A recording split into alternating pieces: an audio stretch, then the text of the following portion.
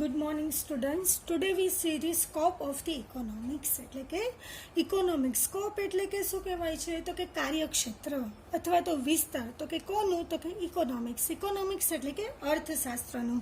Scope means the sphere of the study. સ્ફિયર્સનો મતલબ થાય છે કાર્યક્ષેત્ર એટલે કે સ્કોપનો મતલબ શું થાય છે તો કે તમારે સ્ટડી કરવાનો છે. સ્ટડીનો મતલબ શું થાય છે તો કે અભ્યાસ કરવાનો છે. કોનો તો કે કાર્યક્ષેત્રનો. પણ કોના કાર્યક્ષેત્રનો તો કે ઇકોનોમિક્સ એટલે કે અર્થશાસ્ત્રનો. બરાબર.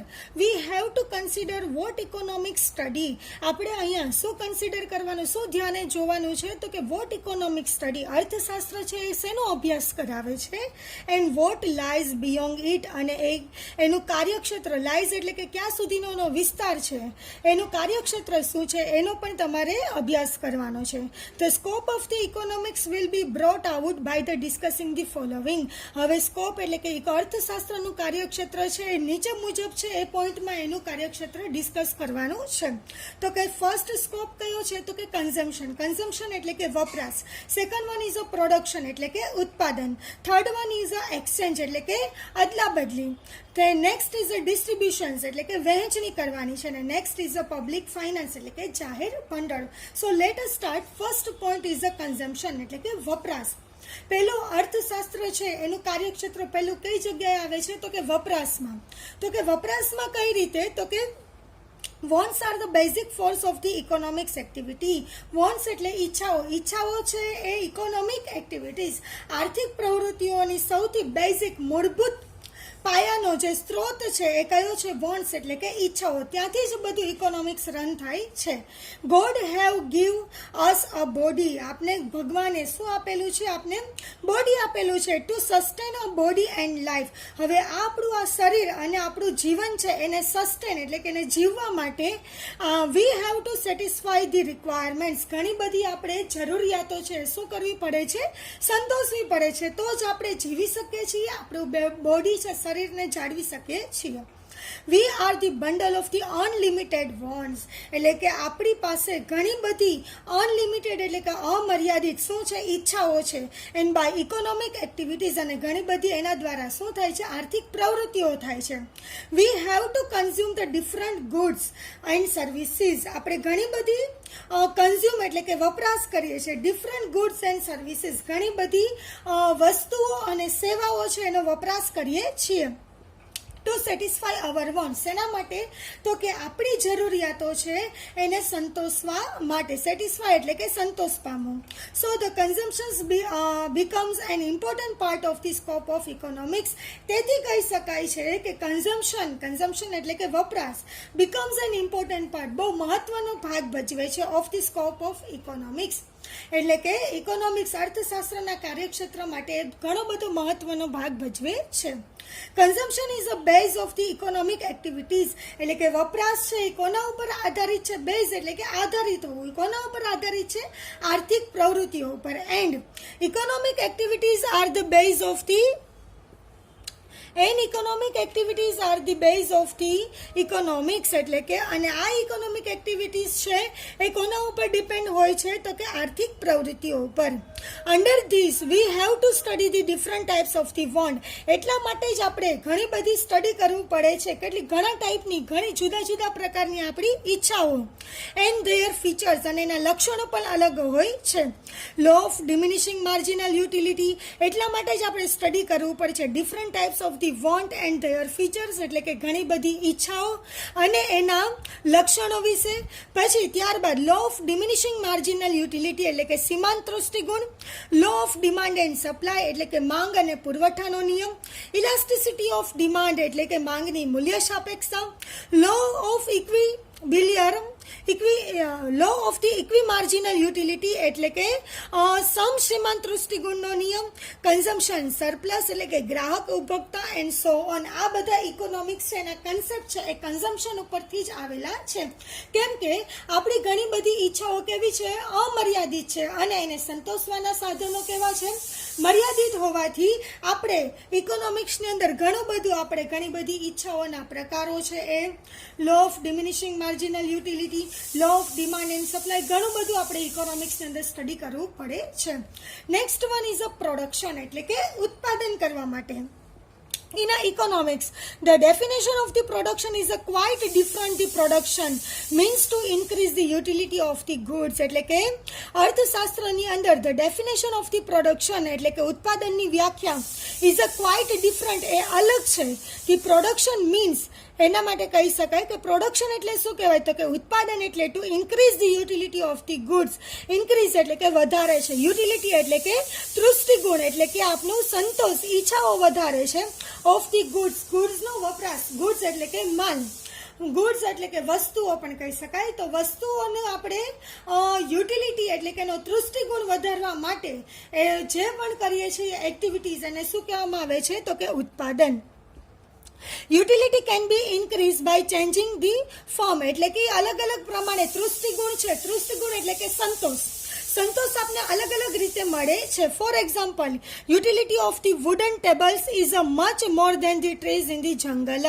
એટલે કે આપને સંતોષ વધારે મળે છે. જંગલમાં લાકડું પડ્યું રહેશે એના કરતાં જો એ લાકડાનો તમે ટેબલ બનાવો તો ટેબલમાંથી આપને સંતોષ વધારે મળશે કે નહીં કે જંગલમાં પડેલા લાકડામાંથી. બરાબર.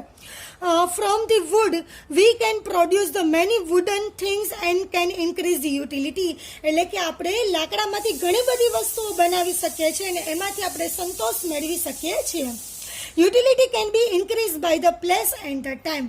યુટિલિટી છે, સંતોષ છે, આપણે ઇન્ક્રીઝ વધારી શકીએ છીએ. પ્લેસ એટલે કે સ્થળ ટુ સ્થળ, પ્લેસ ટુ પ્લેસ અને ટાઈમ ટુ ટાઈમ. સમય અને સ્થળ મુજબ એમાં સંતોષમાં વધારો કરી શકાય છે. The sand of the river is boat up from the construction of the building. એટલે કે સેન્ડ ઓફ રિવર્સ એટલે કે નદીની રેતી છે ઇઝ બોર્ડ અપ, એને આપણે ખરીદી અને for the construction of the building એટલે કે આપણે બિલ્ડિંગ એટલે કે કન્સ્ટ્રક્શન એટલે કે બાંધકામ, બિલ્ડિંગના બાંધકામ માટે એનો ઉપયોગ કરીએ છીએ. Many traders come from the Nepal to sell the woollen clothes in the winter. એટલે કે શિયાળાની અંદર ગરમ કપડાં વેચવા માટે નેપાળથી ઘણા બધી વેપારીઓ આવે છે. It is a time the utility it is a time utility અને એના દ્વારા આપણે તૃષ્ટિગુણ મેળવી શકીએ છીએ. In short, production means to promote the utility. Production છે, ઉત્પાદન છે, એ પ્રમોટ્સ એટલે કે એ યુટિલિટી સંતોષવાને વધારવાનું પ્રોત્સાહન આપે છે. Under the production V have to study the various factors of the production. આ પ્રોડક્શનની અંદર આપણે ઘણા બધી ફેક્ટર્સ છે એ જોવા પડે છે. પ્રોડક્શનના ઉત્પાદનને લગતા કયા ફેક્ટર્સ છે કે જે આપણે જોવા પડે છે તો કે land, capital, labour and entrepreneur એટલે કે મૂડી, જમીન, મૂડી, શ્રમ અને નિયોજક. એન્ટરપ્રિન્યોર્સ એટલે કે નિયોજક. એન્ટરપ્રિન્યોર્સ એટલે શું કહેવાય તો કે who is the owner of the company એટલે કે જેણે બિઝનેસ સ્ટાર્ટ કર્યો છે એને શું કહેવામાં આવે છે entrepreneurs. We have to study the law of return. જેના કારણે આપણે સ્ટડી કરવું પડે છે. લો ઓફ રિટર્ન એટલે કે વળતર માટેનું, રિટર્ન એટલે કે વળતર, વળતરનો નિયમ તમને કેવી રીતે મળે છે એ. ઇન્ક્રીઝિંગ ધી રિટર્ન, કેવી રીતે રિટર્ન વધારવું. કોન્સ્ટન્ટ રિટર્ન, સ્થિર કેવી રીતે રાખવું. ડિમિનિશિંગ રિટર્ન, કેવી રીતે રિટર્ન ઘટે છે, વળતર કેવી રીતે ઘટે છે. Different form of the industries એટલે કે ઉદ્યોગોના ઘણા બધી પ્રકારો. And combinations like the trust, pools, cartels etcetera. એટલે કે કોમ્બિનેશન, ઘણા બધી એના કોમ્બિનેશન હોય છે ઇન્ડસ્ટ્રીઝની અંદર. ટ્રસ્ટ હોય છે, પૂલ્સ એટલે કે ભાગીદારો હોય છે, કાર્ટલ્સ એટલે કે માલ ઉત્પાદકો અથવા તો કારખાનાઓવાળા જે હોય છે એને કહેવાય છે cartels etcetera. The scale of the production, divisions of the labor and the location of the business are also under the scope of the economics. એટલા માટે જ આપણે સ્કેલ ઓફ પ્રોડક્શન કઈ રીતે કરવાનું હોય છે. ડિવિઝન ઓફ ધી લેબર એટલે કે લેબરના ભાગ પાડવા પડે છે. લોકેશન્સ એટલે કે કઈ જગ્યાએ એનું સ્થળ રાખવું જોઈએ છે બિઝનેસને સ્ટાર્ટ કરવા માટે. Are also in the scope of the economics છે, ઇકોનોમિક્સની અંદર જ આવે છે. તો ફર્સ્ટ એનું શું હતું સ્કોપ તો કે કન્ઝમ્પશન, વપરાશની અંદર આપણે ઇકોનોમિક્સ આવે છે. Second one is a production, ઉત્પાદન કરીએ છીએ ત્યારે ઇકોનોમિક્સ આવે છે. Next is a third one is a exchange એટલે કે અદલા બદલી કરવા માટે. The persons cannot satisfy his wants by the himself. એટલે કે કોઈ પણ વ્યક્તિ છે પોતાની જરૂરિયાત છે પોતાની જાતે જ સંતોષતી નથી. He cannot grow the food grains for the himself. એટલે કે પોતાની જાતે જ ફૂડ ગ્રેન્સ એટલે કે અનાજ છે પોતાની જાતે જ ઉગાડતા નથી. He cannot he can not weaves his clothes. વીવ્સનો મતલબ થાય છે વણાટકામ. તો પોતાની જાતે જ એ વણાટકામ કરતા નથી પોતાના કાપડનું. He has to satisfy many wants which can not satisfy by himself. ઘણી બધી એવી ઈચ્છાઓ હોય છે કે જે પોતાની જાતે સંતોષાતી નથી.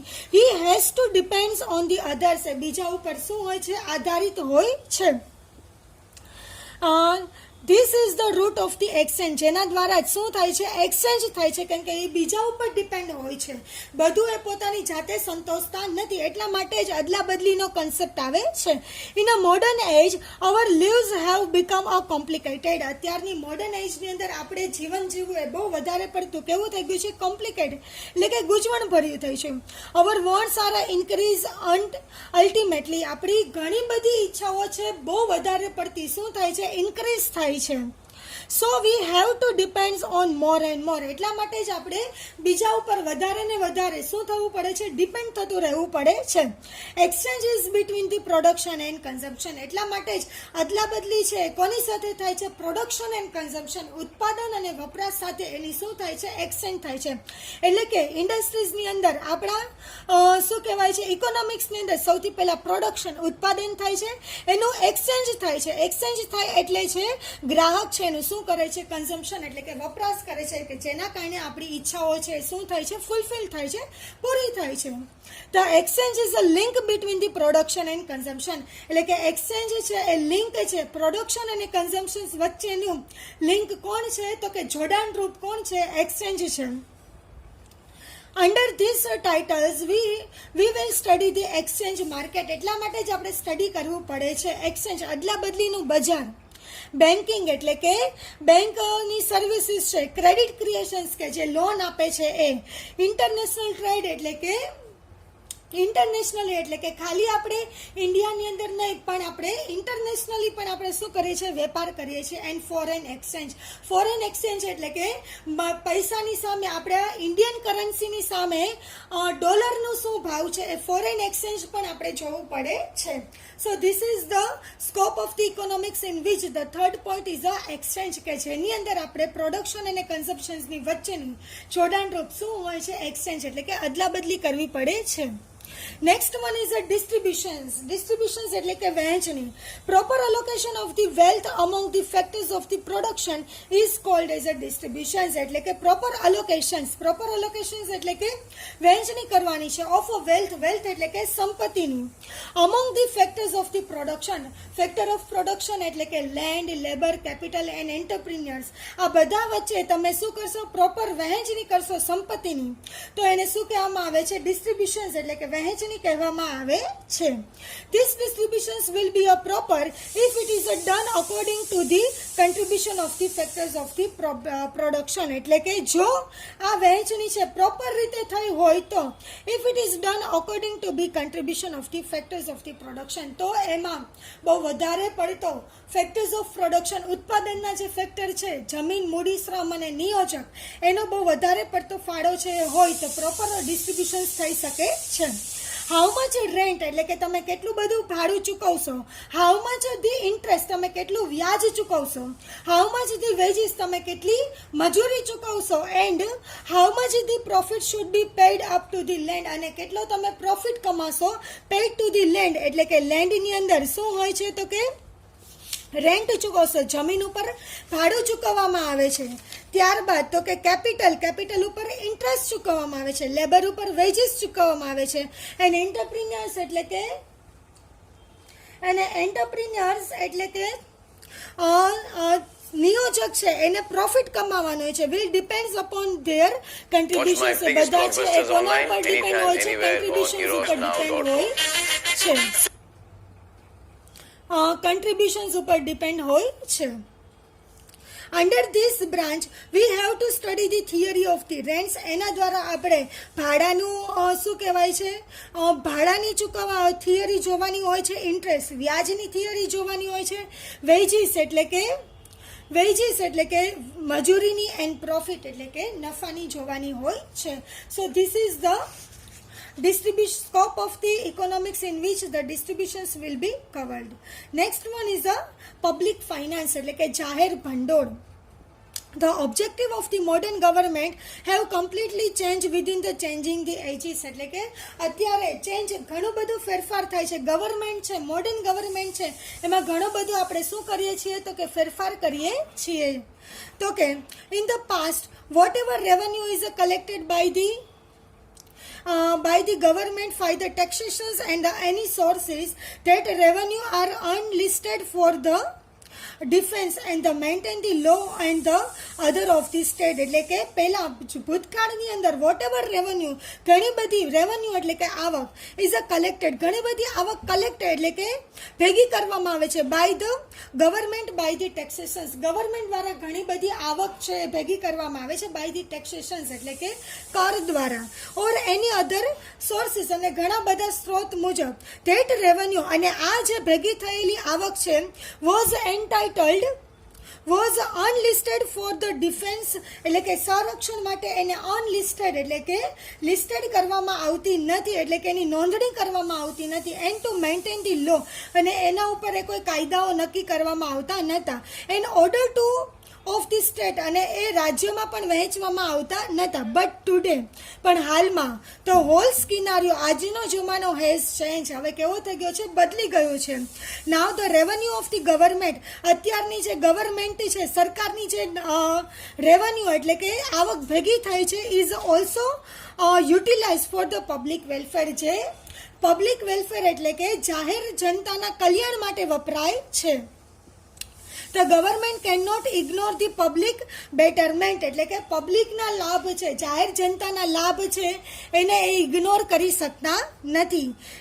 Government has provide the educations, health institutions, road building, gardens, transportations and many other public services. અત્યારે ગવર્મેન્ટ છે એ કલ્યાણ માટે ઘણી બધી પ્રવૃત્તિઓ કરે છે. એજ્યુકેશન્સ એટલે કે શિક્ષણ માટે, હેલ્થ ઇન્સ્ટિટ્યુશન્સ એટલે કે મેડિકલ ફેસિલિટી માટે, રોડ બિલ્ડિંગ, ગાર્ડન્સ, ટ્રાન્સપોર્ટેશન્સ માટે and many other public services.